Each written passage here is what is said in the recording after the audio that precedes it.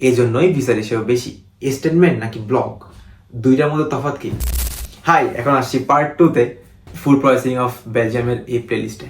এখন একটা কোশ্চেন সবার থাকে, ভাই স্টেটমেন্ট নাকি ব্লক, দুইটার মধ্যে তফাৎ কি? স্টেটমেন্ট হচ্ছে আপনার ব্যাংকে 3 থেকে 4 মাসের জন্য একটা অ্যামাউন্টের টাকা রেখে দেওয়া লাগে, যেটা আপনাকে অ্যাম্বাসি শো করতে হয় যে আমার কাছে এত লাখ টাকা আছে, আমি সার্ভ করার জন্য এই দেশে হোক ওই দেশে হোক আমি এলিজিবল। কিন্তু বেলজিয়ামের ক্ষেত্রে পুরোটাই ভিন্ন।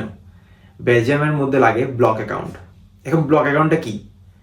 আপনি অলমোস্ট 10,000 ইউরো আপনাকে ভার্সিটির অ্যাকাউন্টে পাঠানো লাগবে যখন আপনি টিউশন ফি পাঠাবেন। এখন ভাই এই টাকা পাঠালে কি ফেরত পাবো না? কোশ্চেনটা এমন না।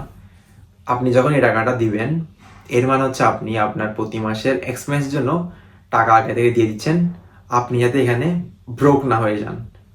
আপনি এখানে আসার পর যে আপনার এক্সপেন্স, লিভিং এক্সপেন্স ব্যয় করতে হবে, এটার জন্য একটা প্রুফ। এই জন্যই ভিসা রেশিও বেশি। এখন ব্লক সিস্টেমটা কি? আপনি যখন টাকাটা পাঠাবেন ইউনিভার্সিটিতে, তারপর যখন ভিসা হবে আপনি বেলজিয়াম আসবেন, আসার পর আপনি যখন এখানে ব্যাঙ্ক অ্যাকাউন্ট খুলবেন, তখন ওরা আপনাকে প্রতি মাসে 830, 35, 850 ডিপেন্ডিং অন দ্য ইউনিভার্সিটি, তারা আপনাকে ফেরত দিবে প্রতি মাসে। 12 মাসের ভিতরে আপনি পুরো ওই টাকাটা ফেরত পেয়ে যাবেন।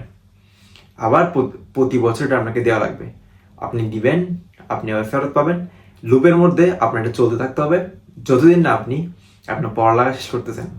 এটা কাইন্ড অফ ইনভেস্টমেন্ট, কারণ আপনি যদি 2025 সালে গিয়ে 140 টাকা করে এটা সাইন করেন, হয়তো 2028 বা 29 সালে গিয়ে আপনি ইউরো রেট পাবেন 150 টাকা হয়তো।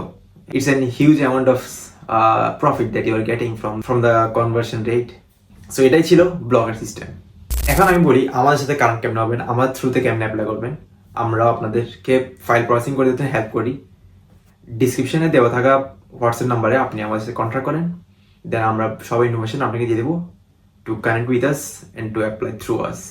Good luck, see you soon.